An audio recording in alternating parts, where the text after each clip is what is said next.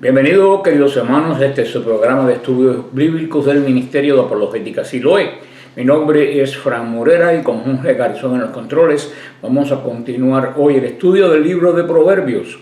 Pero antes de continuar, como siempre, vamos a orar en el nombre del Padre, del Hijo y del Espíritu Santo. Amén. Padre amado, danos el don del Espíritu Santo, para que esta palabra tuya, inspirada aquí en el libro de los Proverbios, nos enseñe la verdadera sabiduría, penetre nuestro corazón, nuestra mente, nuestra inteligencia, nos transforme y nos ayude hacia construir el reino de Dios. Todo esto lo pedimos en nombre de Jesús, el Señor. Amén. Pues, queridos hermanos, como lo hemos dicho, llegamos hoy al capítulo 4 de Proverbios y sigue la enseñanza de Salomón a su hijo sobre el camino de la sabiduría. Y dice así, capítulo 4, versículo del 1 al 2, dice así: Escucha, hijos, la instrucción paterna. Atended para tener discernimiento, porque os doy buena formación. No abandonéis mi enseñanza. También yo soy hijo de mi padre, entrañable e irrepetible para mi madre. Él me enseñaba diciéndome: que tu corazón retenga mis palabras, guardas mis mandamientos y vivirás. Anteriormente en este mismo libro de Proverbios, Salomón habló como padre a su hijo. Lo más seguro es que estuviera hablando con el heredero o teniendo en la mente al heredero del trono. Ahora esta instrucción se amplía a sus hijos, en plural, en general. Esta es la instrucción de un padre para beneficio de todos sus niños. Lo dice el Deuteronomio 6 a 9. Dice: por tanto, el hogar sigue siendo la arena prominente de aprendizaje, ya que sus padres transmiten las tradiciones. Eso es lo que nos dice básicamente Deuteronomio 6, del 6 a 9. Y es importante aprender de esto que nos antecedieron en la fe y la crianza de los hijos, porque el ser humano, como le he dicho, cambia la tecnología, pero dentro sigue siendo exactamente igual. Y le hace un llamado a escuchar, dice: estar atentos. Le hace un llamado a escuchar en lo primero. Significa que es posible que pueda haber alguna vacilación, una resistencia por parte, y de hecho muchas veces lo hay, de parte de los niños, que tiene que ser superada por el mismo llamado de los padres. Hay que llamarle: atiéndete que te estoy diciendo que es importante para tu vida. Muchas veces los padres se desaniman o se desalientan porque los muchachos oponen resistencia a las enseñanzas que se le está dando, a la instrucción. Si es un padre que se preocupa de dar la instrucción personal a sus hijos. Pero aunque sea así, siempre de parte de los muchachos, y nosotros todos lo pasamos, siempre hay cierta resistencia a la que los padres nos quieren enseñar. Pero es bueno que insistamos y que sigamos haciéndolo, enseñando, transmitiendo. Yo siempre se lo digo a los padres que me dicen que mi hijo se fue y yo le dije, mira, si tú le dices base, una buena formación cristiana, si tú le diste una base sólida, aunque él se haya ido, regresará. Porque cuando se da una base sólida, eso permanece para siempre. Y los muchachos tienen una etapa de rebelión, todos lo hemos pasado. Pero cuando se ha puesto una base de sabiduría, de temor de Dios, créanme que eso fructifica y el muchacho reacciona. Por eso es que este buen llamado que hace Salomón a sus hijos. Escúchenme, y la insistencia de él como padre en dar este tipo de enseñanza. O sea, diciéndole, no desampares el consejo que te estoy dando, no te alejes de Dios. Sembrando, el que cosecha ahora en nuestro caso es el Espíritu Santo.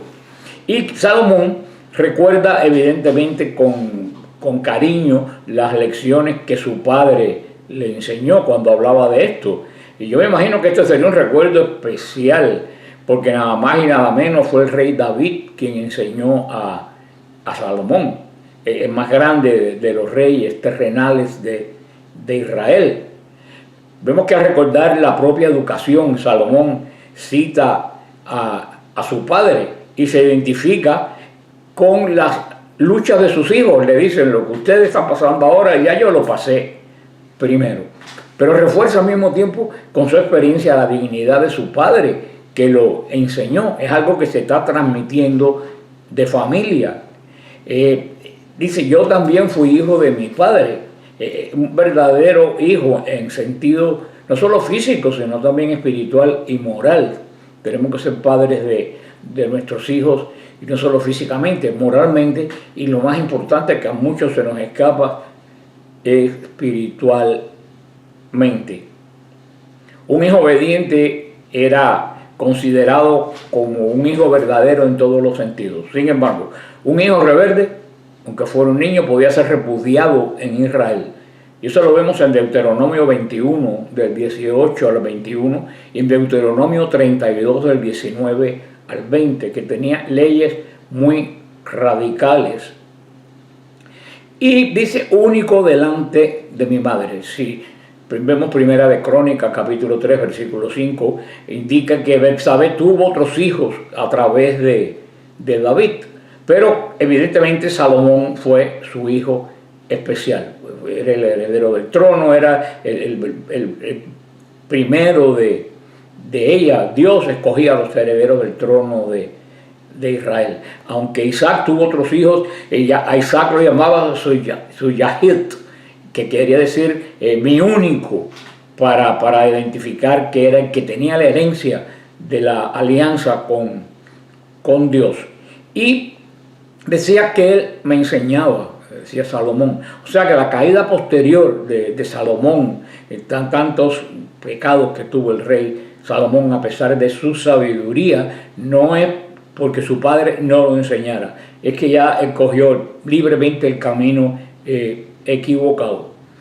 Aquellos que reciben de sus padres el temor de Dios, la educación religiosa, queridos hermanos, estos hijos tienen que estar perpetuamente agradecidos y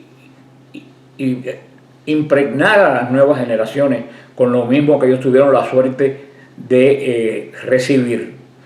Si el rey de Israel, el rey más poderoso y sabio de Israel después de David, Salomón, se tomó el tiempo para enseñar a sus hijos, también cada uno de los padres hoy en día, sería una vergüenza si no se tomara su tiempo para educar a los hijos. Yo sé que los padres mandan a los hijos catecismo, pero mi querido hermano, hay algo que no se enseña en el catecismo y que se recibe en la casa, es el vivir diario, es el ejemplo. Una vez, hace muchísimos años, yo recuerdo en la parroquia que yo estaba, una niña que siempre iba a misa, después se quedaba al catecismo.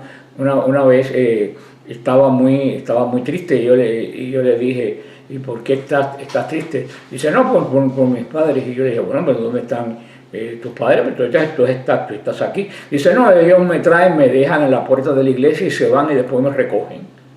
O sea, esa niña estaba recibiendo una educación religiosa en la iglesia, que en su casa no veía esa vivencia.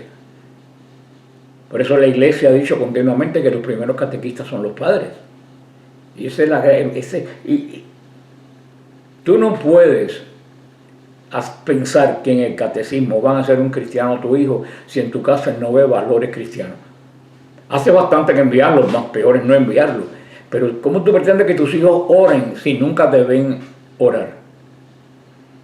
¿Cómo tú quieres que tus hijos no murmuren si te ven murmurando continuamente? El hogar, inclusive para Jesús, el Dios del universo, fue la primera escuela. María y José le enseñaron la Torá, le enseñaron las tradiciones orales de Israel, la vida de justicia que tenía que llevar un israelita.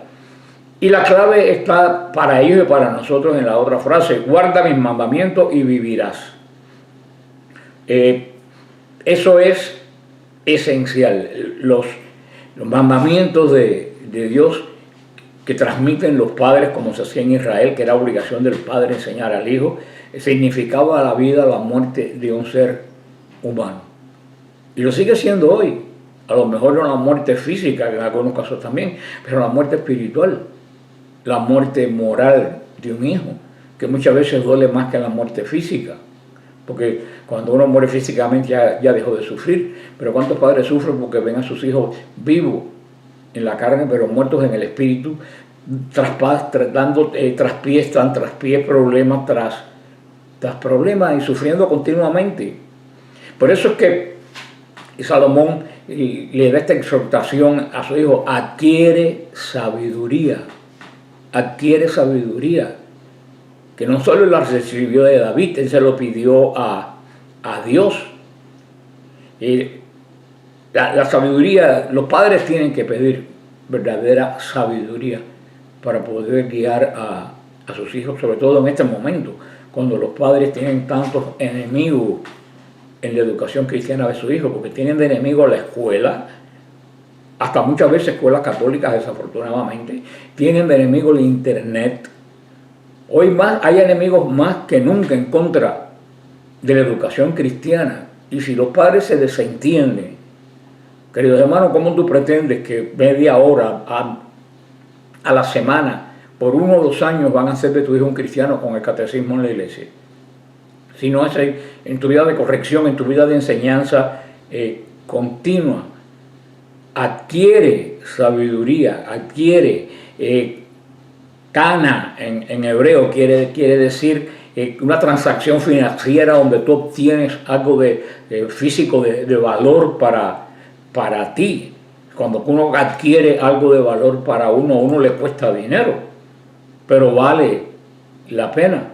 Puede ser que te cueste tiempo, puede ser que tú creas que el muchacho no está atendiendo, pero créeme que la palabra como le pasa a los que predicamos, nuestra función y la tuya como padre o madre, por supuesto, no digo padre, digo ambos, nuestra función es sembrar, no recoger. Es el Espíritu Santo quien recoge. Nosotros tenemos que sembrar. Yo no puedo medir el éxito de una charla que yo dé por la cantidad de personas que atiendan o no atiendan, por los que vayan o por los que no vayan. Pues yo no estoy mandado a eso, yo estoy mandado a enseñar, a sembrar. El resto es obra del Espíritu Santo en cada una de las personas, porque el Señor no trabaja con masas, trabaja con individuos. Y así sucede con tus hijos. Tu obligación no es que ellos sean, sino que entiendan, que tú le transmitas lo que tú sabes. Ahora, mis queridos hermanos, si ustedes no saben, ahí sí viene el problema. Y es tiempo que te metas en el internet, cojas el catecismo de la iglesia, vayas a montones de web que hay de catequesis infantil y entres y te prepares para esta batalla. Porque también una vez que se persigue y se consigue, o de algún modo se alcanza la sabiduría, uno tiene que mantener la sabiduría. Es posible que tengas la sabiduría en un tiempo y después la pierdas. El mismo Salomón, que se la dio Dios, la tuvo un tiempo y después la perdió. Y después la perdió y mira las consecuencias. El final de la vida de Salomón en Primera de Reyes 11 del 1 al 13, esa es la mejor lección que puede haber. Vamos a ver el versículo 6 al 9 y dice así: no la abandones y te guardará, ámala y te protegerá. Lo primero es la sabiduría. Adquiere sabiduría y con toda tu fortuna adquiere discernimiento. Ensálzala y te ennoblecerá. Si la abrazas, te glorificará. Pondrá en tu cabeza una diadema de gracia. Te ceñirá una corona de honor. Aquí en esta parte Salomón continúa recordando las enseñanzas de su padre el rey David. Todo lo que él le dijo de todo este camino de la sabiduría. Y por eso le dice, ámala, ama la sabiduría, y aquí ya la presenta ahora en forma femenina. Ama la sabiduría hay que amarla. Esto es lo que te va a mantener a salvo. Y el rey David comunicó más que los hechos de la sabiduría. Él quería que su hijo Salomón amara, valorara, honrara a la sabiduría. Nosotros, hombres y mujeres, a menudo consideramos el dinero, la fama, el romance como lo principal. Hermano, pueblo de Dios, debería haber un lugar más elevado a la sabiduría. Te lo digo por cosas que he visto. Sin sabiduría, el dinero, la fama, los romances, todo lo que tú puedas conseguir, se va, se acaba si no tienes sabiduría. Y ni hablar de la fe. Ahora el versículo 10 al 13, y dice así: escucha, hijo mío, acoge mis palabras, y se multiplicarán los años de tu vida. Te guío por caminos de sabiduría, te encamino por senderos de rectitud. Cuando andes, no se trabarán tus pasos, y si corres, no tropezarás. Mantén la instrucción, no la pierdas. Guárdala, que te va la vida. Oye, hijo mío, y escucha o recibe mis razones. Parece que el recuerdo de Salomón de las instrucciones de su padre David termina en Proverbios 4:9. Ahí termina sus recuerdos de todo lo que su padre le enseñó. Ahora Salomón va a hablar directamente con su hijo, recordándole lo importante que es las lecciones que se aprendan. Por eso dice que si tiene sabiduría, se va a multiplicar sus años.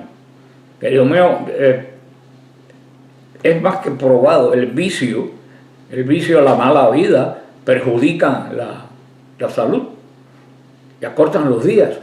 ¿Cuántos artistas, que es lo más conocido, y yo desafortunadamente con una amistad de uno que más o menos de la misma edad o lo que sea, ha llevado una mala vida, y cuando tú lo ves te das cuenta de la diferencia abismal que hay contigo o que hay con la foto que viste de él hace 2 o 3 años? Tú ves como la persona se destruye totalmente. Yo recuerdo este caso de esta cantante, no recuerdo bien el nombre, Amy Winehouse, algo de eso se llama. Era una muchacha, una foto de ella antes de meterse en droga. Esta cantante no era bonita, pero lucía muy bien, y la vez después de la droga murió de una sobredosis, pero la vez destruida físicamente. Esto es lo que nos viene diciendo hace 3000 años todos los hombres de Dios. Muchas causas de las enfermedades provienen de eso, de la indolencia de cuidarse uno, de la intemperancia de no saber cuándo decir sí, cuándo decir no a las propuestas que nos hacen personas que, aunque dicen que son amigos, no lo son.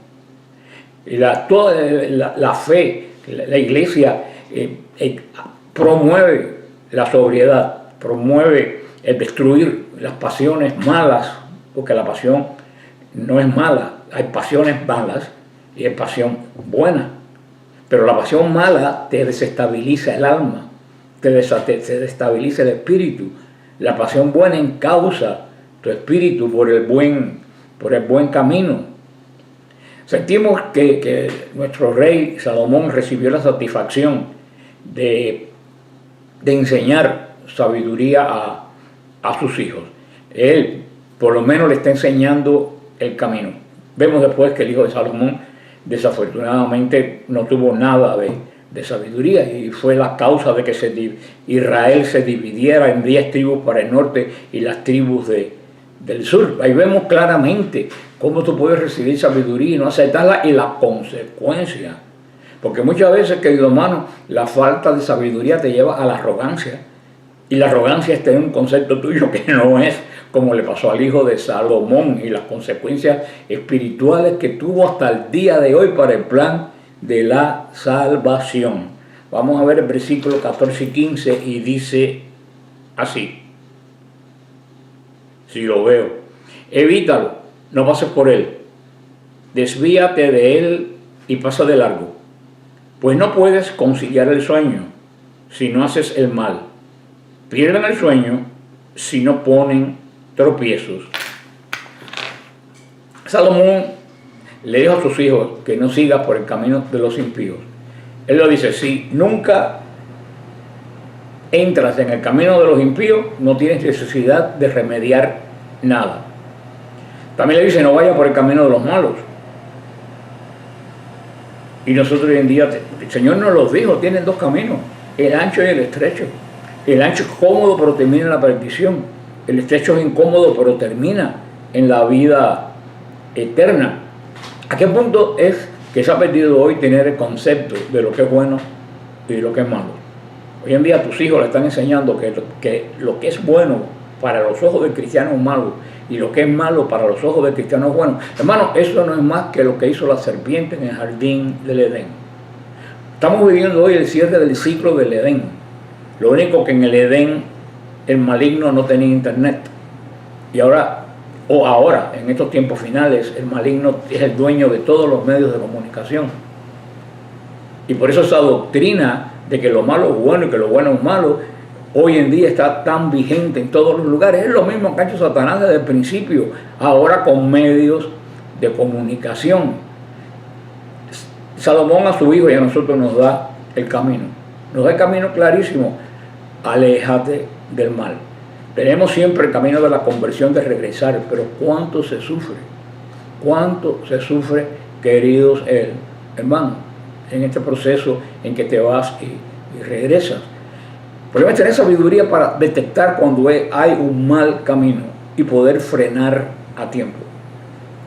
Un padre que tuvo una experiencia tremenda con su hijo, en el sentido que el muchacho se metió en cosas satánicas, en el internet, en el cuarto de su casa, mientras él pensaba que estaba estudiando. Él me decía, ¿cuántas cosas yo me hubiera evitado en mi vida si yo nunca hubiera dejado el camino de Dios? Recobró camino de Dios, el muchacho recobró camino de Dios, la familia se sanó. Pero él me decía, ¿cuántos sufrimientos yo me hubiera evitado?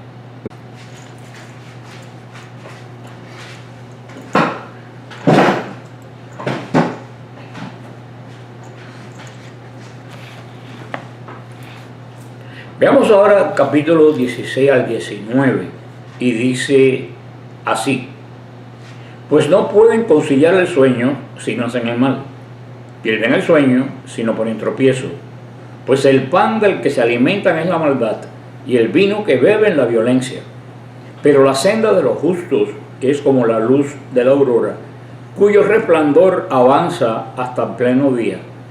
En cambio, el camino de los malvados es como las tinieblas, no saben dónde vas a tropezar.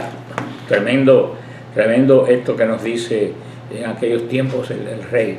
Aquellos que están en el camino de la maldad, aquellos que están comprometidos con el pecado. Mira, hermano, esa gente que están en el mal, ellos sacrifican todo lo que tienen: sueño, dinero, su dignidad, su libertad, todo para hacer el mal.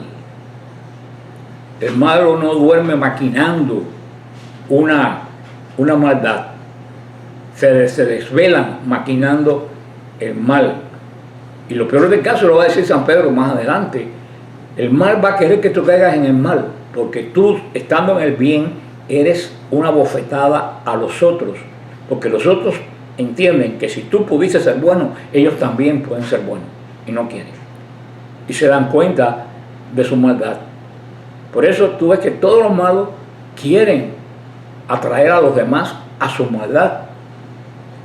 Y esto viene desde esta época. Y lo dice el rey sabio: el pecado se convierte en su comida y en su bebida. Y la Biblia nos dice claramente la tristeza de que los malos son más celosos en hacer su trabajo que los buenos en hacer el nuestro. Poniéndome yo en el grupo de los buenos, y el Señor no me saca de él. Uno dice, ¿cómo es posible que los malos tengan tanto empeño en hacer el mal y corromper, cuando a los buenos, la mayoría, no les importa convertir en buenos a las otras personas? Cuando más lo toleran o les es indiferente. Aquí hace esta comparación, que así comienza el Evangelio de Juan y así comienza la Biblia, la tremenda disparidad que hay entre la luz y las tinieblas. Aquí nos dice el rey que la senda del justo es como la luz de la aurora. Sin embargo, el camino del malo, el camino del malvado, cada vez es más oscuro. Y es así, hermano. El malo camina en tinieblas, se rodea de tinieblas. Fíjate, hoy en día se ha perdido ya hasta la vergüenza, pero hasta no hace mucho, todo lo que las personas hacían, que sabían que era malo, lo se han escondido, donde no se viera oscuro. Ya no, ya el mal se hace público y se alardea de él, pero cuando éramos todavía medios normales, el mal siempre se hacía escondido, no públicamente. Desafortunadamente estamos viviendo en la glorificación del mal. Pero los malos caminan en tinieblas, como dice el rey, pero caminar en tinieblas, hermano, es lo peor que hay. ¿Qué pasa cuando uno camina en tinieblas? Tú no sabes qué tienes delante de ti. Cuando tú caminas en tinieblas, puedes venir muy tranquilo y de repente caerte por un precipicio y matarte. Cuando tú caminas en tinieblas, puedes venir caminando inclusive por tu casa y darte un tremendo golpetazo en la nariz contra la pared, o darte con el dedo pequeño en un mueble. O sea, el problema de que caminan en tinieblas es que nunca sale de un tropezón para caer en el próximo tropezón. Porque el problema de las tinieblas es que tú no sabes a dónde vas, ni qué tienes delante, ni qué te espera. Solamente caminas. Sin embargo, dice que el camino del justo cada día se vuelve más brillante. Es como el amanecer. Una hermosa comparación, cuando todo está oscuro y empieza a amanecer y tú empiezas a ver los contornos, y empiezas a ver el camino, empiezas a ver absolutamente todo. Aquí la palabra que usa es nojaj, que se refiere al resplandor como del sol. Eso lo vemos en Isaías 4:5 y en Isaías 50:10. O también como lucen las estrellas en un cielo de noche, que lo vemos en Joel 2:10 y en Joel 4:15, en un lugar donde no hay nubes ni siquiera sombras. Y vemos en esta comparación, cómo vive el que camina en tinieblas y cómo vive el que camina en la luz. El que camina en la luz todo lo ve muy claro. Tiene muy claro el camino, ve el camino, ve muy claro los obstáculos, ve muy claro cómo salvar los obstáculos o no caer en ellos. Ahora, para caminar en la luz, tienes que caminar en sabiduría, no en conocimiento, en sabiduría. Y esa sabiduría solamente te la da Dios. El mundo te da conocimientos que sin sabiduría no te sirven de nada. Vamos a ver el versículo 20 al 22 y dice así: Hijo mío, presta atención a mis palabras, inclina tu oído a lo que te digo. No se aparten de tus ojos, pondéralas en tu corazón, pues son vida para quienes la encuentran y medicina para todo tu cuerpo. Con todo cuidado guarda tu corazón, porque de él brota la vida. Proverbios 4, 20 al 27 ahora hace mención del cuerpo, por lo menos 11 veces. Los ojos, los pies, el corazón. El corazón se menciona 2 veces, el oído, la carne, la boca, los labios, los párpados. Todo se va a mencionar. Es una sección que habla muy poderosamente de cómo podemos dedicar nuestro cuerpo a la sabiduría y al honor de Dios. Mucho más tarde el gran San Pablo va a escribir eso mismo en Romanos 6, de 12 al 13, de ceder las partes de nuestro cuerpo a Dios para que Él obre a través de nosotros. Y Él dice lo que los salmos, lo que la sabiduría siempre dice: guárdala en medio de tu corazón. Aunque va en contra de esta naturaleza pecaminosa que nos queda todavía aún después del bautismo, que se llama la concupiscencia. La concupiscencia, el Señor nos hace hombre nuevo, pero por el tiempo que estamos en el vientre de nuestra madre, sin la gracia que da Dios, nos queda como un pequeño daño, que por eso San Pablo decía: ¿por qué sabiendo lo que tengo que hacer termino haciendo lo que sé que no debo? Esa es la concupiscencia que todos tenemos. Claro, que ellos no tenían cómo vencer la concupiscencia. Nosotros la concupiscencia se vence con la gracia. Mientras más gracia tú recibes, menos concupiscencia tú tienes, que es esa atracción al mal. Imagínate si por estar nuevo Dios 11 meses sin bautizar, sin la gracia de Dios, te quedes herida. ¿Cómo ser una persona de 50, 60 años que no se ha bautizado? El Señor lo sana, pero cuánta lucha hay que tener entonces con la carne. Lo que dice Gálatas 5, la batalla de la carne con el espíritu. Por eso lo pone como el corazón, como el centro, que tenemos que cultivar la sabiduría en el centro de nuestro corazón. Tenemos que orar, tenemos que pedir la sabiduría, no en nuestra mente, sino en nuestro corazón. La sabiduría de la mente la procesas tú. Cuando tú tienes sabiduría espiritual en el corazón, en el espíritu, que es lo que quiere decir, esa sabiduría es como un filtro que sin tú darte cuenta, va a canalizar tu vida hacia el bien. Pero tienes que obtener esa sabiduría.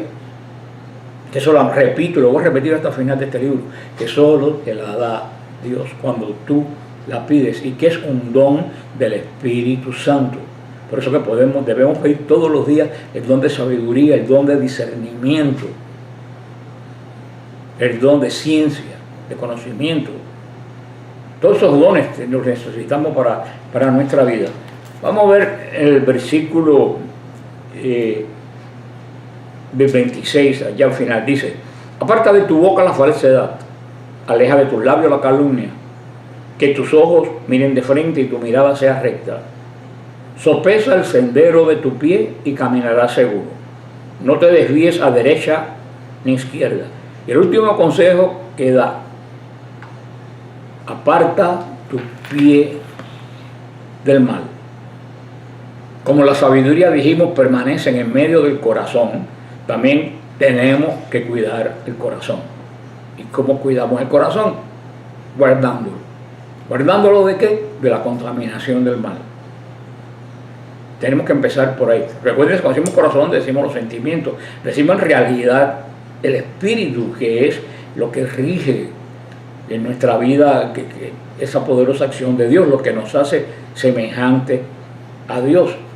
Por eso es que lo dice Salomón: no solo que adquiere, que guarda su corazón en la sabiduría, es el que lo va a proteger de la acechanza de los malos. Y tú vas a saber lo que es bueno y lo que es malo, el don de discernimiento. Y la sabiduría que está en tu corazón te va a ayudar a coger el buen camino. Especialmente desde la perspectiva de la alianza, de la nueva alianza que estamos con el Señor. Cuando a través del profeta Ezequiel 36, 26, el Señor promete en que en la nueva alianza nos va a dar un corazón nuevo. Corazón que vale la pena guardar. El corazón es el depósito, el espíritu es el depósito de la gracia. Es donde están los dones de Dios. Y por eso el cambio tiene que empezar y la igualdad lo tiene que empezar ahí.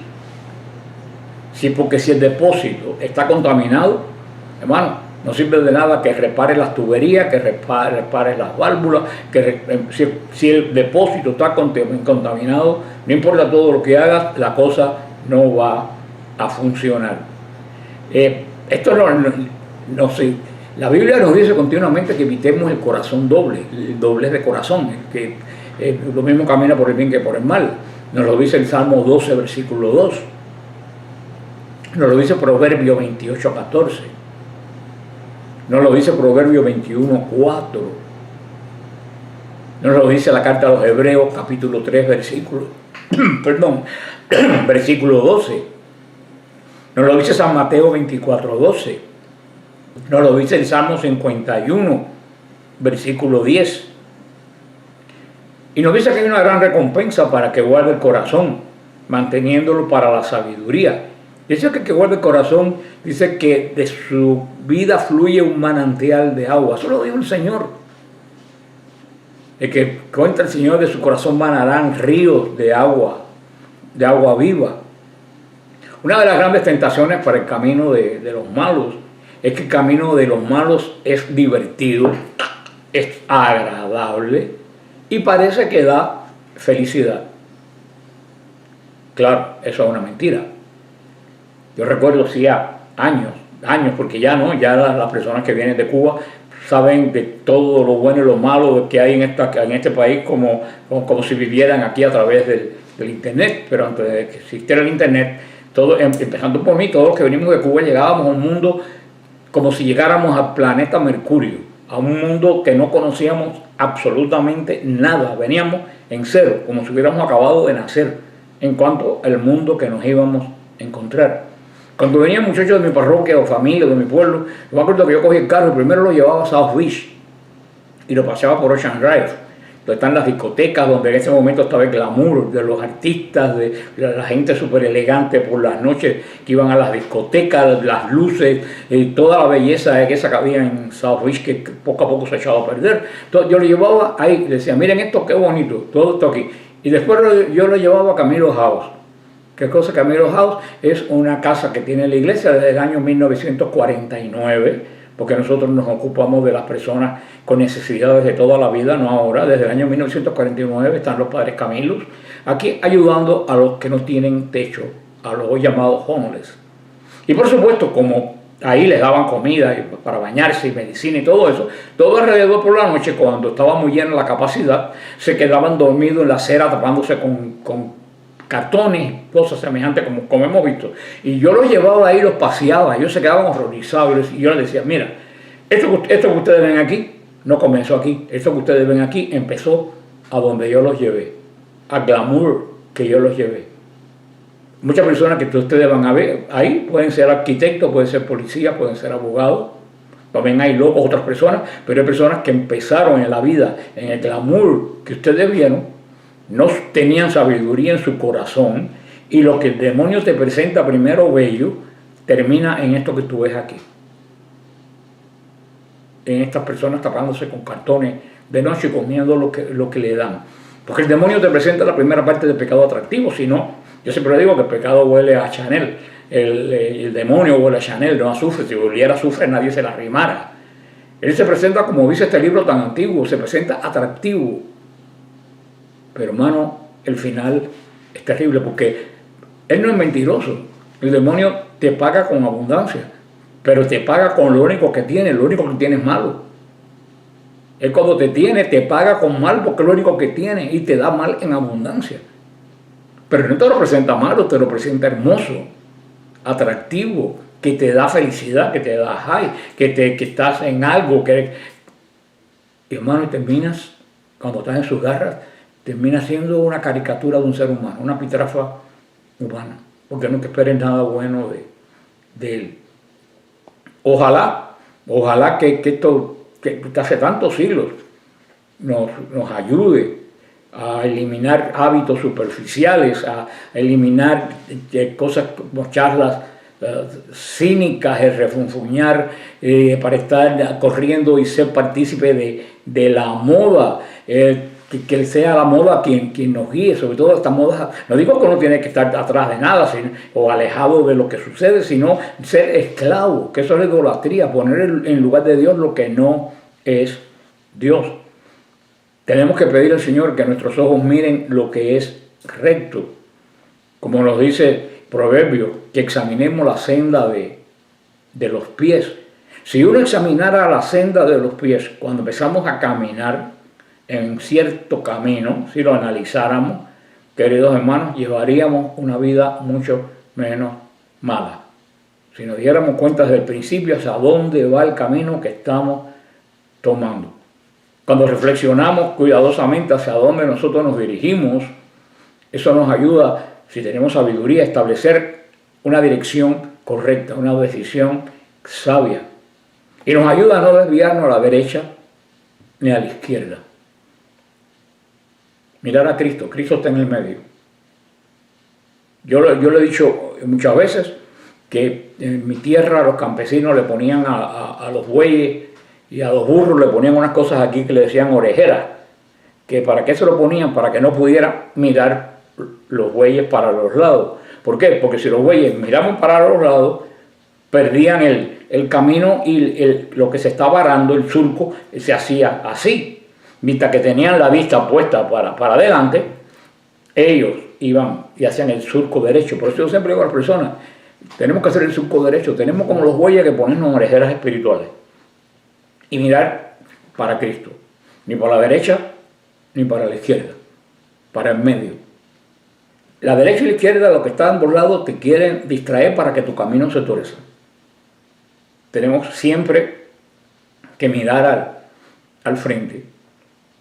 Yo hace años, lo decía en forma de chiste, pero es cierto, yo decía, en aquellos años que estaba vivo San Juan Pablo, yo decía, si mañana Juan Pablo II se va con la Madre Teresa y pone una discoteca en South Beach, a mí eso no me afecta, porque yo tengo puestas las orejeras espirituales, yo miro para adelante. Que hagan a los lados, quien lo haga, no me va a desviar de mirar. Porque todos esos escándalos y todas esas cosas que suceden lo que hacen es para que nosotros quitemos la vista del medio y la pongamos en esos escándalos, en esos problemas que se nos presentan. Y a la vez que miramos para la derecha o la izquierda, ¿qué es lo que hacemos? El surco se mueve. Como me decía mi papá cuando montaba bicicleta, me estaba enseñando, me decía, no mires para atrás, que si miras para atrás te caes. Y eso me era una lección. Tú no puedes, si no puedes mirar a la derecha o a la izquierda, tampoco mires para atrás, porque si miras para atrás te caes de la bicicleta. Hay que mirar siempre para adelante. Y delante, el que nos señala el camino es la cruz de Cristo, que por eso está en el medio. Ni a la izquierda, ni a la derecha. En el mismo medio. Con esto terminamos este capítulo de Proverbios. Les recuerdo nuestro viaje a Tierra Santa con el padre Javier Olivera Rabasi y con mi querido hermano Santiago Alarcón, del 7 de noviembre al 17 de noviembre. Ya el 7 de septiembre tenemos que empezar a tener el dinero del viaje, porque tenemos que mandar a Israel los pasaportes y el dinero ya pagar a los hoteles. Si tú quieres información y no la sabes de este viaje a Israel con el padre Rabasi y con Santiago Alarcón, puedes entrar a peregrinacionessiloe.com.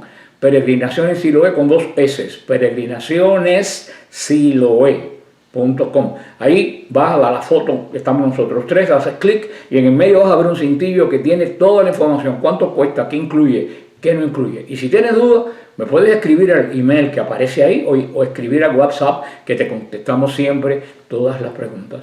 Como siempre, termino diciéndolo, que el Señor los bendiga, los guarde, los mantengan sobre la roca. Aquí está la promesa de que las puertas del infierno no prevalecerán. Amén.